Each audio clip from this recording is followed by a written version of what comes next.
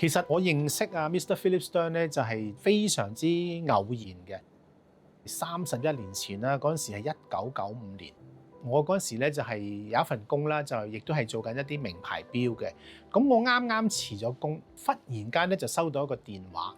咁個電話嚟嗰陣時咧就話Alan， 你知唔知邊位係 Mr. Philip Stern 啊？我梗係知啦咁樣。Mr. Philip Stern 咧係而家喺香港，佢想約你見一見喎咁樣。我都好突然，但係亦都好興奮啦。咁結果咧就同佢見咗一次面啦，咁見面嘅過程咧就先知道咧，原來當時佢哋咧同之前有個香港嘅代理咧叫 Fairfield 嘅公司啦，佢哋個老闆咧就退休，咁就想結束晒啲業務啦，咁其中包括埋咧就係 Patek Philippe 嘅代理啦。Philip Stern 咧佢選擇咗咧就話我不如自己開公司，佢唔揾代理啦。咁佢自己開公司嘅時候咧，佢就話要揾一個人去幫佢處理個牌子，咁就約見咗我。咁傾咗大概唔夠2個鐘頭啦，咁就幾日之後咧，佢就再約我去佢嘅酒店嗰度同佢見面。咁佢就話俾咗個 offer 我，咁請咗我去打理呢間公司咯。咁當時係非常之興奮嘅。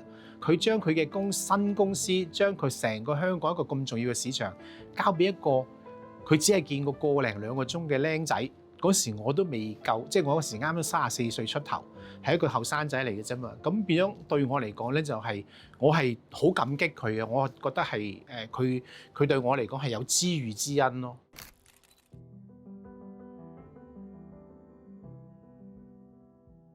最簡單一樣嘢咧，我覺得 Mr. Philip Stern 咧，其實佢係一個非常之好嘅聆聽者嚟嘅。每一次同佢接觸啦、開會啦、做嘢啦，咁或者做其他好多交往、食飯啊咁樣啦，你會發覺咧就係佢係好用心同埋好有耐心咧，係聆聽每一位講嘅嘢。佢係一個好好嘅發問者，成日都會問你譬如香港嘅市場點啊，呢樣嘢點啊，我嘅產品啲人有咩評價，我哋有啲咩可以改進啊，佢成日會問呢啲咁嘅問題。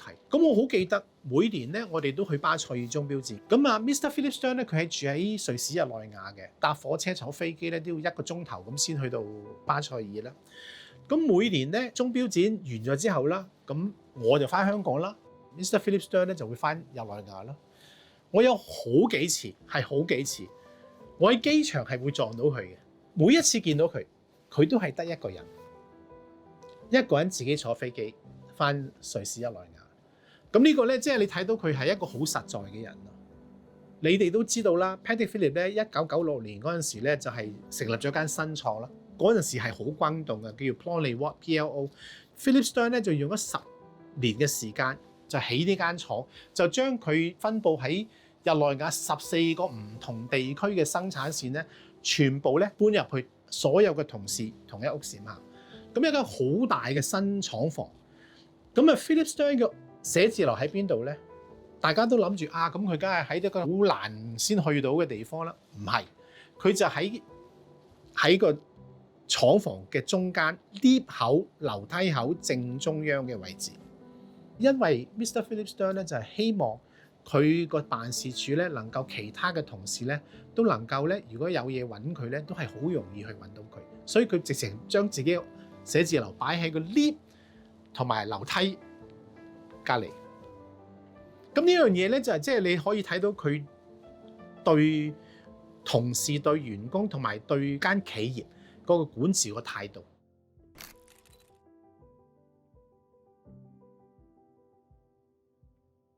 我諗呢2日咧喺網上面，大家都會見到好多人都悼念佢啦，亦都好多人係好坦白咁講啦，就 Mr. Philip Stern 咧，其實係成個瑞士錶能夠回歸嘅一個重要嘅奠基者啦。因為瑞士錶喺70年代電子錶嘅衝擊嗰陣時咧，係好嚴峻嘅。70年代之前最高峰咧，鐘錶業咪請緊超過14萬員工嘅喺瑞士，去到70年代尾咧，係跌到不足3萬。即係已經係有差唔多係7成8成嘅人咧，係已經離開咗呢個行業。當時是佢哋 Stern family 咧，佢爹哋同埋佢啦，係冇放棄到任何嘢，繼續 keep 住啲員工，繼續 keep 住啲機器，繼續 keep 住啲舊零件。喺咁艱難嘅時勢，係 keep 住咁多嘢，係繼續生產咧，係一啲都唔容易嘅，非常之難能可貴嘅。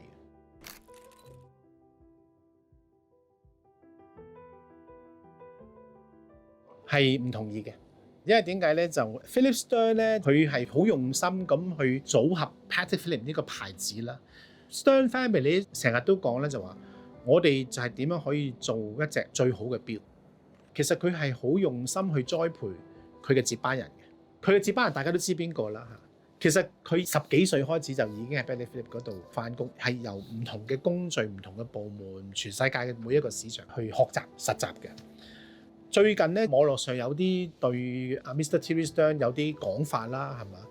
啊，或者我講一套電影啊，唔知大家有冇睇過周星馳嗰套《破壞王》？最後咧就係佢要挑戰大師兄啊嘛。咁佢咁短時間挑戰大師兄咧，咁其實大家就覺得，咦？咁舊時佢做啲咩咧？咁大師兄就揾一啲人去睇佢啦。佢睇到表面咧就係佢日日喺度就係打邊爐啊、唱 K 玩啊咁樣。咁啊，但係事實上咧唔係。你睇唔到嗰 part 咧係最精彩，佢就其實喺度苦練緊好多嘢。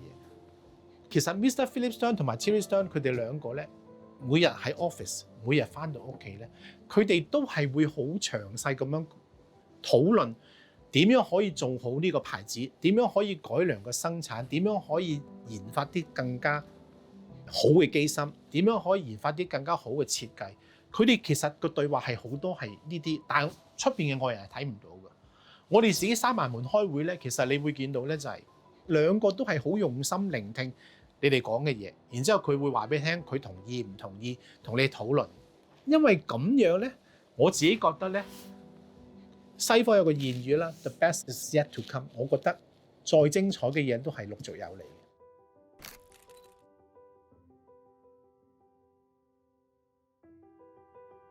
我最記得咧，嗰陣時就有一個媒體咧，就訪問一啲大牌子。個訪問出咗嚟嘅時候咧，我唔係好知道係嗰個牌子嘅即係接受訪問嗰個 CEO 係個 CEO 自己講啦，定係個媒體咧就係借佢把口寫一啲嘢出嚟。你睇下 Patek Philippe 過去嗰10年養尊處優，毫無建樹。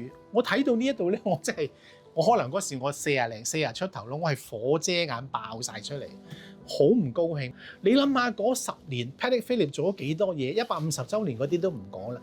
Mr. Philip Stern 整咗間新廠，一間咁大咁宏偉嘅新廠，跟住起咗一個咧，全世界我認為咧未來幾十年都唔會有人追到佢嘅一個鐘錶嘅歷史展覽館。新廠新妙思人，你話我哋過去嗰10年咩養尊處優毫無，我真係嬲到彈氣。呢件事我就早同阿 Philip Stern 講啦，咁啊，你知 Mr. Philip Stern 就話。人哋講乜嘢，人哋有佢個自由噶嘛，佢都係淡然處之咯。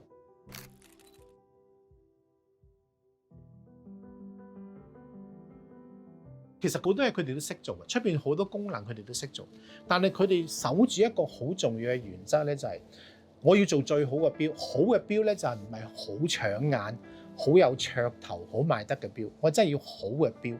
好嘅錶咧包含乜嘢咧？就話。將來唔會變成係一個 surface issue， 即係有啲錶咧，其實你哋都明白啦，行到咁樣咧係 non-repairable 咧，佢哋就唔做啦。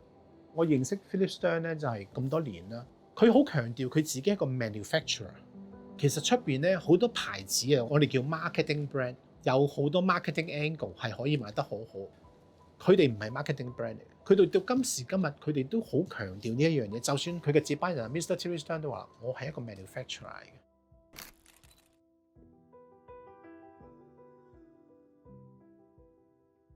你睇到 Mr. Stern 嗰啲 project 咧，講緊係5年、10年、5年、10年嘅，完全唔係話我想出年點點，後年點，我要幾多個10% 增長，完全唔講呢啲嘅。我哋中國人都講啦，10年樹木，8年樹人啦。佢 train 啲師傅。嗰啲工匠全部係好長時間嘅。佢有一句説話咧，佢係成日掛喺口邊嘅。咁我覺得呢個説話咧，對我嚟講都好有感受嘅。Mr. Stern 咧，佢永遠都講一句咯，就 We don't want to be alone。佢唔想佢自己嘅牌子咧係一枝獨秀。佢係希望咧係可以百花齊放、百家爭鳴。因為點解咧？佢嘅解釋就話你要多啲人去做呢樣嘢。咁先個 industry 咧先至蓬勃，先更加多人學呢個手藝。咁呢樣嘢咧，即係我覺得係反映到佢自己嘅自信之外咧，佢亦都反映到佢個胸襟咯。